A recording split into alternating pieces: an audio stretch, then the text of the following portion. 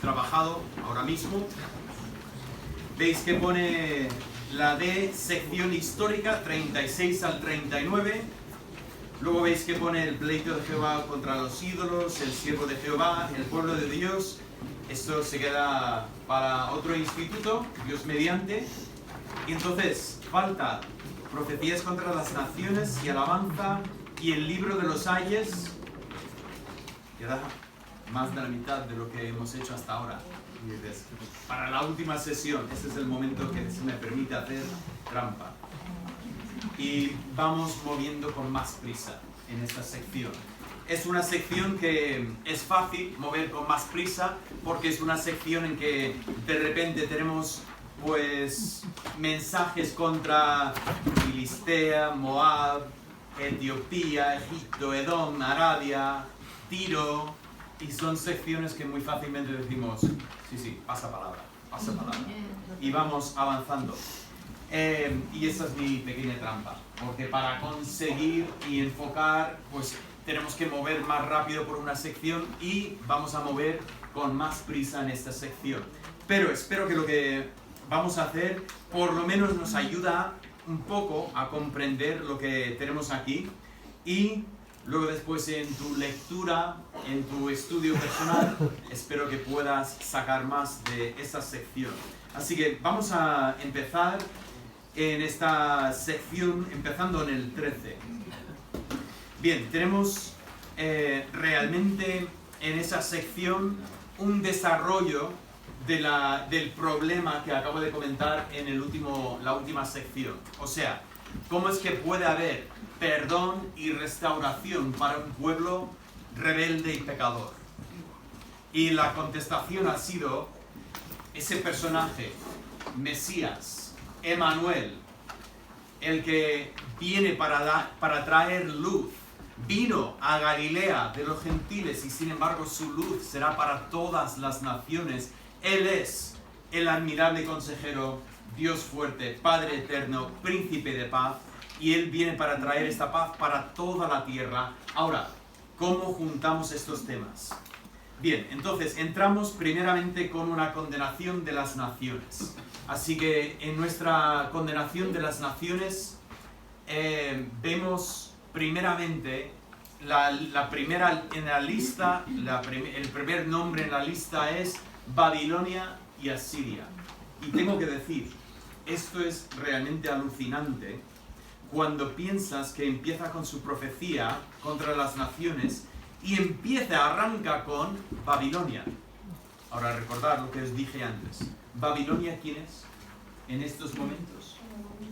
Cuando vienen para felicitar a Ezequías, todavía no estamos en el capítulo 13, todavía estamos muy lejos de ese momento en el 701 en que Ezequías, convalecido, pues ya recibe los mensajeros de Babilonia. Babilonia no es nadie ahora mismo. Babilonia en estos momentos no aparece en el radar mundial de fuerzas políticas. Y sin embargo, aquí es donde arranca el profeta con su condenación contra las naciones. Babilonia y Asiria son las primeras naciones que caen bajo esa condenación del profeta. Lo cual también abre un poco la puerta a nuestra mente de que cuando Ezequías recibe a los mensajeros y casi intenta pasarlo como si no hubiera sabido quiénes eran. O sea, ¿quiénes eran estos? Pues unos que vienen de un país lejano. Oye, y si Isaías había predicado ese mensaje incluso a lo mejor en el mismo palacio y el rey no tenía ni idea sobre quién era Babilonia, interesante. Bueno, arrancamos con esta profecía y en medio de la profecía encontramos un detalle súper curioso. Capítulo 14. Leemos en el versículo 11: ¿Cómo caíste del cielo, oh lucero, hijo de la mañana? Cortado fuiste por tierra, tú que debilitabas a las naciones. Ahora, en el momento que decimos, ¿cómo caíste del cielo, oh lucero, hijo de la mañana? Os hice la pregunta en las diferentes preguntas sobre de quién está hablando aquí. Y ya ya he escuchado 2 comentarios, uno vino de mi entorno familiar, de uno que no está presente, no os digo quién, pero sobre esa pregunta que no era buena, esa pregunta que era muy difícil. Bien, esta pregunta era una pregunta complicada, pero es una pregunta para hacernos pensar. ¿De quién está hablando cuando leemos esta palabra? ¿Cómo caíste del cielo, oh lucero, hijo de la mañana? Tú que decías en tu corazón, subiré al cielo, en lo alto, junto a las estrellas de Dios, levantaré mi trono, y en el monte del testimonio me sentaré a los lados del norte. Tenemos esas palabras y las conocemos, las hemos escuchado muchas veces. ¿De quién está hablando? Nuestra primera respuesta es Satanás. Satanás. Ahora, esa contestación, cuando seguimos leyendo, ¿qué pasa? Cuando nos dice, por ejemplo, se inclinarán hacia ti los que te vean, te contemplarán diciendo, ¿es este aquel varón que hacía temblar la tierra, que trastornaba los reinos, que puso el mundo como un desierto, que asoló sus ciudades, que a sus presos nunca abrió la cárcel? Todos los reyes de las naciones, todos ellos yacen con honra, cada uno en su morada, pero tú echado eres de tu sepulcro como vástago abominable. Es interesante como él reemplea el lenguaje, ¿no? Que el vástago de la casa de David, pero ahora ese vástago cortado, aquí, como vestido de mujer pasado a espada, que descendieron al fondo de la sepultura como cuerpo muerto, hollado. No serás contado con ellos en la sepultura, porque tú destruiste tu tierra, mataste a tu pueblo. No será nombrada para siempre la descendencia de los malignos. Bueno, ¿está hablando de Satanás? Empezamos a luchar con esto, porque decimos, un momento, había el lenguaje aquí que habla de su sepulcro, o sea, que muere, y en vez de estar sepultado con honra, como es normal para un rey, es echado.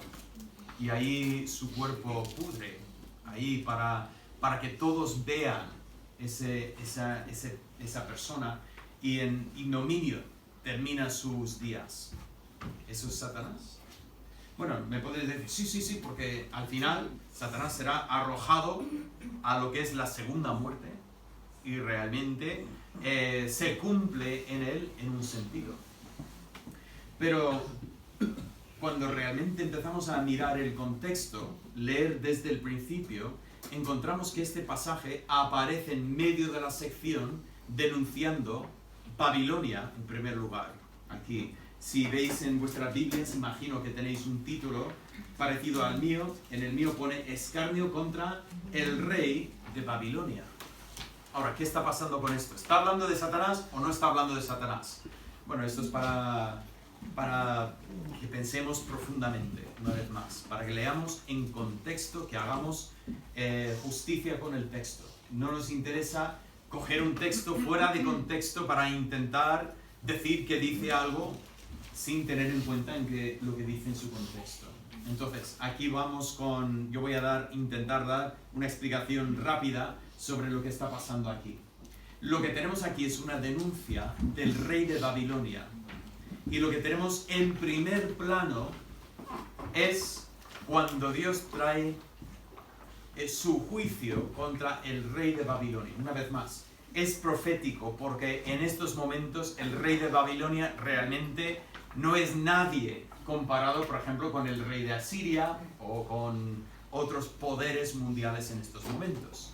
Y sin embargo, Dios ya habla de este rey en términos que efectivamente se cumplen. Este rey es un rey que ha destrozado naciones.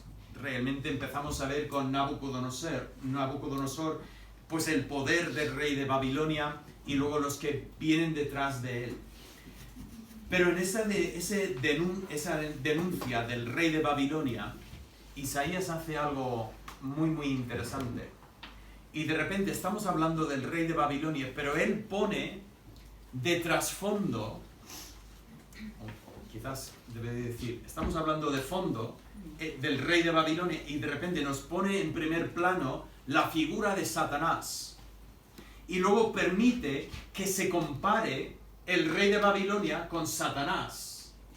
Y termine realmente hablando del rey de Babilonia, pero a la vez insertando los pensamientos de la rebeldía de Satanás. Ahora, ¿qué es lo que hace esto? Bueno, es una lectura compleja, no es una lectura súper simple que se puede... en la escuela dominical me enseñaron que esto era Lucifer, era... Bien, sí, es en un sentido, está hablando de Lucifer, pero está hablando de Lucifer como herramienta para hacernos entender sobre el pecado del rey de Babilonia. Entonces, ¿cuál es el gran pecado de Lucifer? Si leemos este texto entendemos que Lucifer está en el texto en un sentido. ¿Cuál es el pecado de Lucifer? Los perros están contestando más fuerte que vosotros, pero no los entiendo, así que tenéis que contestar un poco más fuerte. Soberbia.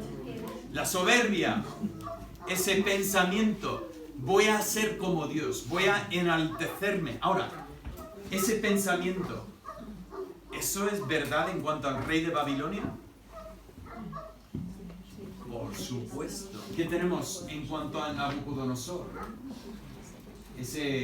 Esa visión que tiene, que él ve esta estatua con la cabeza de oro. Y Daniel dice, rey, tú eres la cabeza de oro. Y el rey dice, ¿solo la cabeza? Es que pensaba, no sé, no me hace mucha gracia. ¿Y qué hace a continuación?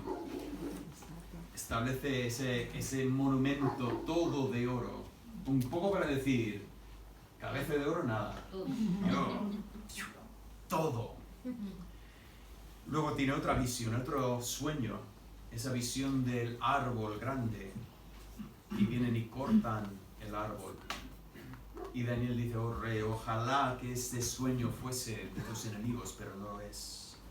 Si no reconoces al Dios, tú serás cortado. Y Nabucodonosor, sí. Pero un día no puede. Está ahí paseando por su palacio y mira la ciudad de Babilonia ahí extendida debajo de él y dice, mira lo que he hecho yo. Y Dios dice, ya está, hasta aquí no más. Y Dios corta el árbol y ahí se vuelve loco y ahí pasa estos 7 tiempos como una bestia del campo, hasta que por fin levanta los ojos y reconoce a Dios. Nabucodonosor, por la gracia de Dios, recibe misericordia. A veces la misericordia de Dios se encuentra en el castigo. A veces lo tenemos al revés, ¿no? Que misericordia sería nunca tener castigo. No. A veces lo mejor que podemos tener es la consecuencia de lo que estamos haciendo para que nos demos cuenta, para que nos despertemos. Y eso es lo que pasa con Nabucodonosor. Y de alguna forma, ese castigo que parecía que iba a caer sobre él por su orgullo, no cae y termina reconociendo al Dios de los cielos. No lo sé, pero hay algunos que dicen que vamos a ver a Nabucodonosor en el cielo. No lo sé, a mí no tengo problema. Si me lo encuentro, fantástico. Pero ¿qué pasa con los que vienen detrás de él? Belsasar. Mientras los medos y persas están rodeando la ciudad, los historiadores nos cuentan que en medio del asedio, él pone una fiesta. Invita a todos los importantes de la ciudad y están de juerga esta noche, solo para decir a los ejércitos fuera, oh, nos da igual. Sí, podéis estar ahí el tiempo que queráis, estamos firmes, no podemos caer ante vuestras manos. Se creía Dios. Y en medio de este contexto sale una mano en la pared, empieza a escribir, Mene, Tekel Uparsin. Dice, no, tú has sido pesado en la balanza y te falta por todos lados. Por lo tanto, esta noche será arrancado el reino y Dios cumple la profecía que había dado por medio de Isaías siglos antes. Y Babilonia cae bajo ese castigo de Dios, y el rey que se había enaltecido, tal como Satanás también se había enaltecido como Dios, es ahora cortado. Entonces, en Isaías 14 vemos a Satanás, sí y no. ¿Qué tal esa contestación, no? Bueno, no. Sí y no. Estamos viendo a Satanás, pero Satanás Sí, realmente lo estamos viendo como herramienta para poder ver el pecado del rey de Babilonia. Y hace exactamente lo mismo Ezequiel con el rey de Tiro. Si leemos en Ezequiel, en el Ezequiel 24, tenemos también lo mismo, hablando del rey de Tiro, pero lo pone en términos de Lucifer, de Satanás, y nos permite entender el pecado de estos reyes que en su orgullo se levantaban en contra de Dios. Bien, vamos a continuar. Después tenemos la condenación de las otras naciones. Entonces tenemos la lista aquí: Filisteo, Moab, Siria, Israel, y esa lista así no nos ayuda mucho, así que mejor así, ¿no? Bien, ¿qué tenemos aquí? Filistea, ¿sabemos dónde está? Vamos, para allá. Bien, está en la costa. Luego después tenemos Moab. ¿Dónde está Moab? Está al otro lado del Mar Muerto. Tenemos Siria e Israel. Vamos en dos direcciones. Primeramente tenemos del norte y luego después más al norte, el reino de Aram, Damasco. Etiopía, bueno, eso es muy difícil porque está aquí abajo. Está en África, pero sí, donde está la península Sinaí, al final, cruzando, es donde está Etiopía. Y por supuesto tenemos a Egipto, que también tengo que ir al mapa pequeño ahí para encontrarlo. Edom se encuentra aquí al sur. Y finalmente, Jerusalén. Un momento, estamos condenando a las naciones. Sí, pero en medio de todo esto, en el capítulo 22, Isaías denuncia el pecado de Jerusalén. Y finalmente, Tiro. Bueno, Tiro, son malos. Es que esta lista, estos son todos malos. Los filisteos, malos. Eso, siempre son los malos de la película. Moab. Si sabemos la historia de la nación de Moab, vergonzoso. Esos son de las hijas de Lot y esta relación con su padre. ¡Wow! Estos son malos. Siria, bueno, esto es con un desastre hasta que llega hasta nuestros días. Etiopía, están ahí abajo, esta nación. Egipto, estos también son malos. Edom, esto, Esaú, estos son malos. Tiro, esto también son soberbios y todo lo... Y en medio de todos los malos, ¿quién está? Jerusalén. ¿Por qué? Porque todos hemos pecado y todos estamos destituidos de la gloria de Dios. Y resulta que lo que estaba pasando en Israel es que era muy fácil para ellos mirar alrededor y decir: ¡guau! ¡Qué malos que son estos! ¡Guau! ¡Qué menudo pecado que hacen estos! Y en medio de esta denuncia, la bomba cae y dice: vosotros también, y vosotros también. Tenemos esta condenación y el pueblo de Dios está incluido en medio de esto. Así que tenemos incluso esa condenación de toda la tierra, que me obliga a volver otra vez a este pensamiento de Romanos. Todos hemos pecado y todos estamos destituidos de la gloria de Dios. Ese problema de pecado no son unos cuantos, no es un problema superficial, no es un problema que si solamente tuviéramos mejores políticos podríamos mejorar y estar... No, es un problema de fondo del ser humano. En medio de esta sección, los capítulos 25 al 27, tenemos esos salmos de alabanza y confianza que realmente son preciosos. No vamos a tomar el tiempo hoy para entrar en estos salmos, pero realmente un alivio en medio de toda esta condenación, todos los pecados. De repente vemos este cántico de alabanza y confianza en Jehová. Y luego después en el 27 volvemos a ese pensamiento de la cosecha de la viña que nos obliga a volver a recordar el capítulo 5, en que Isaías había predicado este mensaje con esta canción, la canción de la viña, la canción que canta el dueño de la viña. Dice, ¿qué más tenía que hacer? Y volvemos a este pensamiento de la cosecha, pero esta vez la cosecha, esa imagen es la imagen de Jehová que trilla, dice el versículo 12 del capítulo 27. Acontecerá en aquel día que trillará Jehová desde el río Éufrates hasta el torrente de Egipto, y vosotros, hijos de Israel, seréis reunidos uno a uno. Acontecerá en aquel día que se tocará con gran trompeta, y vendrán los que habían sido esparcidos de la tierra de Siria y los que habían sido desterrados a Egipto, y adorarán a Jehová en el monte santo, en Jerusalén. Esa imagen que viene la cosecha y todos los malos reciben el castigo y Dios vuelve a reunir a su pueblo. Por cierto, recordemos, nos habla de los que habían sido esparcidos a la tierra de Siria,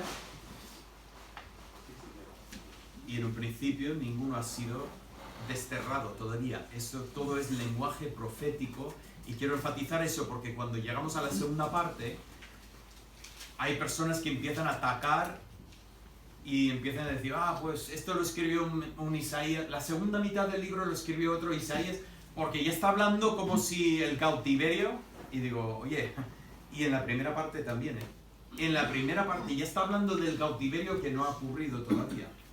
Entonces, lo mejor que podemos hacer es comentar que estamos hablando de una visión profética. Y por cierto, casi se me pasa, pero en alguna página, porque cambié la paginación, no tengo ni idea en qué página, pero yo creo que es hacia el final. Sí, la página 25. En la página 25, sobre todo para los que os gustan los tebeos y ese tipo de cosas, hay una imagen que viene del proyecto Biblia. Bueno, por curiosidad, ¿cuántos habéis visto por lo menos algunos vídeos del proyecto Biblia en que describen los contenidos de la Biblia? ¿Cuántos habéis visto? ¿Vale? Bien, estos vídeos tienen un vídeo sobre cada libro de la Biblia y hablan sobre el mensaje, y además hacen unos dibujos increíbles. Yo me quedo mirando los dibujos, digo, no sé cómo pueden hacer eso. Me encanta ver cómo dibujan eso. Son vídeos, como regla general, buenísimos. Buenísimos. Pero como todo, cuidado, porque de vez en cuando tienes algo que requiere pensamiento. O sea, no es tragar. Espero que nunca traguemos. Espero que estemos pensando siempre para entender la palabra de Dios. Pero en cuanto a Isaías, hay dos vídeos. Un primer vídeo, y bueno, de hecho, veis ahí, lo que he puesto ahí es solo la primera mitad, o sea, es el primer vídeo. Y luego después hay un segundo vídeo. El primer vídeo lo recomiendo. Sigue un bosquejo un poco diferente de lo que he presentado hoy, pero bastante parecido y muy buena explicación y mucho mejor dibujos de lo que podría hacer yo. Pero en el segundo vídeo me molesta mucho, porque empieza con todo esto de, bueno, podría haber sido Isaías que escribió esta segunda parte, pero lo más seguro es que era otro hombre que escribía más tarde, pero bueno, da igual lo que... O sea, siempre este pensamiento que da igual, si tú crees que era Isaías o era otro, no da igual, no da igual. Y espero que cuando lleguemos a este momento puedo presentar mis argumentos para decir por qué digo que no da igual. Pero desde luego lo que tenemos aquí, seguimos viendo por todo el libro profecía divina, profecía que no hay manera humanamente hablando que Isaías en el siglo 8, estamos hablando de los 700, es imposible que él escriba estas cosas. Isaías en el siglo 8 no puede escribir el versículo 12 del 27, porque todavía no han ido en cautiverio y él habla del cautiverio ya como un hecho. La única forma que entendemos esto es profecía divina que Dios ha revelado al profeta. Bien, y esto me lleva entonces al tercer punto, que es donde vamos a terminar nuestro tiempo en esta tarde. Esa condenación del pueblo de Dios. Esta sección es muy interesante creo que puse allí el libro de Ayes, porque tenemos una sección que empieza ay de, y vemos diferentes grupos. Bien, yo he puesto así, a ver si se ve, bien, el orgullo de los gobernantes, pero luego después siempre vemos algo que le da contrapeso, o sea, vemos la piedra angular. Vamos a volver a este pensamiento. Bien, puesto que lo tenéis en los apuntes, mira, yo lo voy a poner todo aquí y luego voy a ir comentando. Empieza con este orgullo de los que gobiernan, incluso estamos hablando de los sacerdotes, ¿son todos? Sí. Estamos hablando de los sacerdotes y gobiernan para su propio beneficio. Y en medio de este contexto, de repente encontramos un texto que nos llama la atención, que hemos escuchado, 28, 16. Dice así el texto: por tanto, Jehová el Señor dice así: he aquí que yo he puesto en Sión por fundamento una piedra probada, angular, preciosa, de cimiento estable. El que creyere, no se apresure. Ahora, en tu Biblia, si tienes referencias cruzadas, tu Biblia se está volviendo loca allí. Empieza mandándote a sitios. ¿Dónde te manda? A ver, ¿quién tiene ojos para ver esto? Sí, ¿cómo? No, otros sitios en la Biblia. Te manda a Romanos. ¿Dónde más? Primera de Pedro. Muy bien. Resulta que ese lenguaje lo recoge el Nuevo Testamento. ¿Y quién es esta piedra? ¿Quién es esta piedra preciosa? Esta piedra angular, perfecta. Incluso nos dice que es la piedra que los edificadores rechazaron. Esa piedra que vienen los que saben, los que tienen conocimiento, llegan y dicen: no, esta no nos sirve, tenemos que buscar otra piedra. Es Jesucristo, que jamás ha habido otra piedra como Él. Es la piedra perfecta. Y sin embargo, a los suyos vino y los suyos le rechazaron. Llegó a su pueblo y dijeron: ya, pero ¿no vendría el Mesías para...? Es que, no sé, el hijo de un carpintero de Galilea? No era lo que esperaba yo. Yo esperaba algo un poco más grande, ¿no? Hombre, no podría haber sido, yo qué sé, alguien que podría por lo menos echar a los romanos, eso por lo menos para empezar. Alguien que podría haber hecho que todos tuviéramos riquezas. Y es muy fácil que nosotros hagamos nuestra visión de lo que pensamos que Dios tiene que hacer. Y tristemente el problema es que cuando Dios empieza a orar y hace su obra perfecta, su obra preciosa, no nos damos cuenta. Porque estamos pensando en nuestra voluntad y no reconocemos la voluntad de Dios. Y aquí tenemos esta promesa en medio del orgullo de los gobernantes. Son tan orgullosos que no pueden reconocer la piedra perfecta que Dios les ha dado.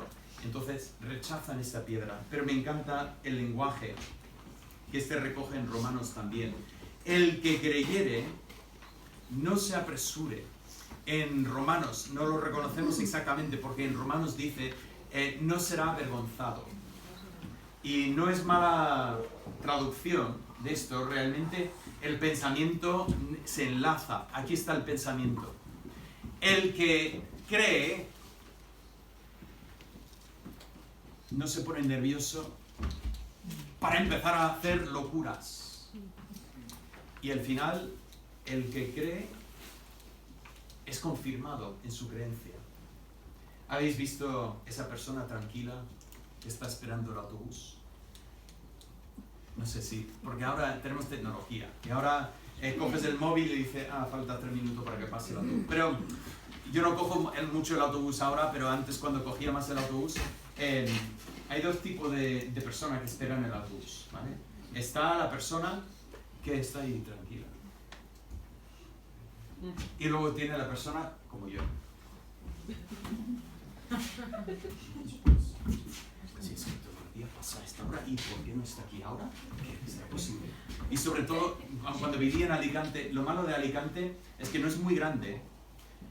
Y básicamente, si tienes que andar, puedes andar. Te tardas media hora, 45 minutos para andar de un lado a otro. Pero es un jaleo porque cuesta arriba y... Entonces, bueno, coges el autobús porque es más cómodo. Pero básicamente el autobús tarda más o menos igual. O sea, para llegar al otro lado, para llegar a la Plaza de Toros, pues andando rápido, 45 minutos. El autobús con las paradas, 40 minutos. Entonces digo, bueno, ya, pero luego llego y estoy sudando, pues mejor. Cojo el autobús, voy tranquilo. Pero claro, espero media hora para el autobús y ya me fastidia el plan. Estoy ahí, todo nervioso. Aquí digo, mira, si salgo ahora, llego todavía a mi clase. ¿Salgo, no salgo? Pero claro, en el momento que salgo, seguro que vendrá el autobús. ¿Qué hago? Estoy todo nervioso ahí. Oye, dos maneras de esperar. Oye, sí, cuando estoy así, ¿realmente tengo confianza en el autobús de Alicante? Ni merece confianza. Pero bueno, pero ¿cuántas veces estamos igual con Dios? Estamos esperando a Dios, estamos ahí. Madre mía, si me pongo yo, igual lo hago. ¿Qué pasa con esto? Nos ponemos nerviosos y demostramos que realmente no creemos. Y sin embargo, el que verdaderamente cree, no se apresure. Tranquilamente dice, no, Dios lo va a hacer. Y confío. Y miras y dices, sí, pero... Tranquilo, Dios lo va a hacer. Dios pone la piedra en Sion. Y el que realmente cree, no tiene que apresurarse. Oye, cuando cogieron a Jesús y lo clavaron en la cruz, ¿los discípulos dónde estaban? Hundidos en la miseria. Tristes, llorando. Los dos que iban de camino a Emaús le dicen a Jesús, dicen, es que nosotros pensábamos que este era el Mesías. Oye, hay palabras que a veces decimos que quisiéramos tragar y deshacer de algo. O sea, ¿te imaginas decir eso a Jesús? ¡Qué vergüenza! Dice, oye, en la conversación con Jesús, ¿dije esto? Dime que no lo dije. Dime que no lo dije. Tío, lo has dicho. Es imposible. Bueno, es que nos es muy fácil no creer. Y sin embargo, ese es el pensamiento del libro. ¿En quién confías? A veces, lo que tú esperas que Dios va a hacer no es exactamente lo que va a hacer en este orden. Pero no te apresures, porque no serás avergonzado si realmente crees. Bien, continuamos. Tenemos la vanidad de su religión. Y en contraste, en el 29:14, tenemos un prodigio grande y espantoso. Dios dice, mira, yo voy a hacer algo que es increíble. Es enorme lo que voy a hacer. Y desde luego, ya hemos visto que Dios ha hecho algo, un prodigio grande, espantoso, pero Dios todavía tiene más que hacer. Cuando Cristo vuelva montado en aquel caballo blanco y ya derrota a sus enemigos, eso va a ser precioso. Precioso no porque, sí, toma. No. Precioso porque el que merece toda la gloria la recibirá. Yo tengo un amigo que me dijo, es que Dios se equivocó cuando vino como un bebé. Dios tendría que haber bajado fulminando, él siempre dice fulminando, pero bueno, fulminando a todo el mundo. Y así la gente creería. Y digo, bueno, has confundido las dos venidas de Cristo. Lo que tú dices llegará. No es que se haya equivocado, es que Dios en misericordia vino primero en humildad. Pero no te preocupes, lo otro vendrá en su momento. Tú, cuidado con decir que Dios se ha equivocado. En tercer lugar, condena su rechazo a Dios. Y sin embargo en el 29:17 habla de la redención de Israel. Empezando en el 30 tenemos este pensamiento que específicamente Israel, esa tentación de ir a buscar ayuda en Egipto. Era lo que en el norte habían hecho, y ese pensamiento también estaba en Jerusalén. Tenemos que hacer alianza con Egipto. Y eso está condenado en los capítulos 30, 31, 33. Tenemos este pensamiento de cuidado en quién estás confiando. Y es curioso que luego después tenemos en la boca del Rabsaces ese pensamiento de si tú quieres apoyarte sobre el rey de Egipto, cuidado, te vas a hacer daño en la mano. Y así desarrolla el pensamiento aquí. En medio de esto tenemos la promesa de gracia. En el 30:18 este texto dice así. Dice, por tanto, Jehová esperará para tener piedad de vosotros y por tanto será exaltado teniendo de vosotros misericordia, porque Jehová es Dios justo. Bienaventurados todos los que confían en él. Ciertamente el pueblo morará en Sión, en Jerusalén nunca más llorarás. El que tiene misericordia se apiadará de ti al oír la voz de tu clamor y te responderá. Este pensamiento, esta promesa de que Dios va a ayudar a su pueblo. Es mucho mejor esperar en Dios que esperar en Egipto. Es mucho mejor confiar en Dios que confiar en nuestra fuerza, nuestros talentos, lo que nosotros podemos hacer. Continuamos leyendo en el 31, específicamente condenando Egipto, y el contraste en el 32, cuando vemos ese rey justo.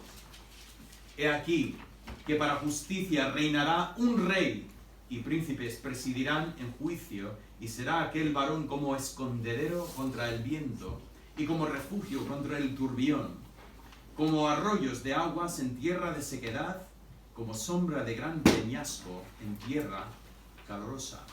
Alicante. En Alicante se puede aguantar casi cualquier día en verano si tienes buena sombra. Si te pones ahí y si tienes el monte y estás, ¡guau!, es una maravilla. Ahora, como te pilla ya el sol directo, mal asunto.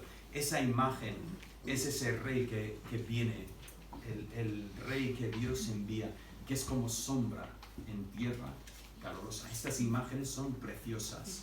Tenemos esta promesa una vez más de Mesías. Y 33, tenemos el orgullo en el poder militar, se jacta de los caballos, de los carros, frente a la salvación por Jehová el Rey.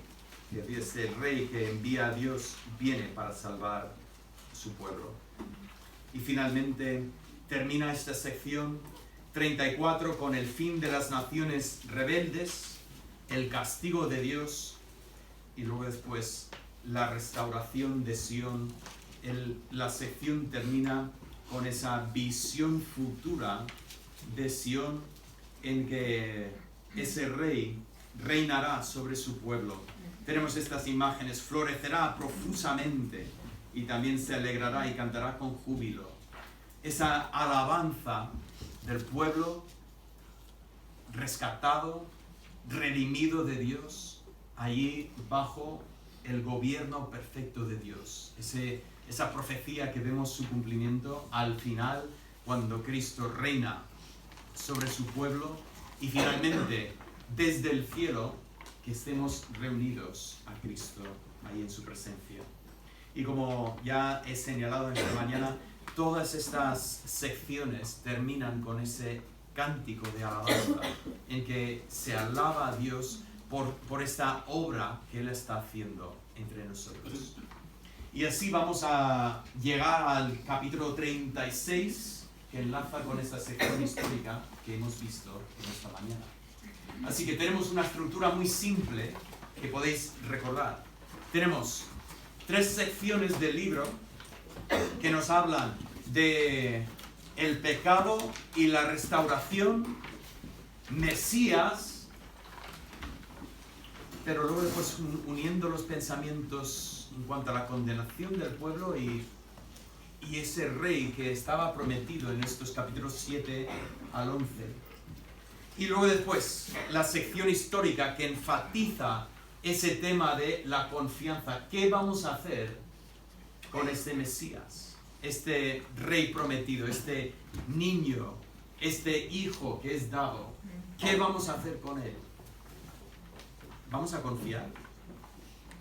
¿Vamos a poner nuestra confianza en él y dejar que él guíe nuestra vida? ¿O vamos a buscar nuestro propio camino? ¿Vamos a seguir por los caminos que a nosotros nos parecen correctos? Cuidado, escucho la voz del sabio que dice: hay un camino que al hombre le parece recto, pero el fin de este camino es camino de muerte. Pero hay otro camino, y la sabiduría se pone en las calles, en las esquinas, y llama y dice: venid, venid a mí. Y Cristo coge estas palabras y dice: venid a mí todos los que estáis cansados, venid y encontréis descanso en mí, tomad mi yugo sobre vosotros. Y esas son las palabras del Mesías, del Rey justo que hemos visto en Isaías. ¿Qué estamos haciendo? ¿En quién estamos confiando? Padre Santo, damos gracias por tu palabra. Damos gracias por ese precioso profeta Isaías. Solo hemos mirado en lo superficial de su libro en este día, pero lo que hemos visto es precioso.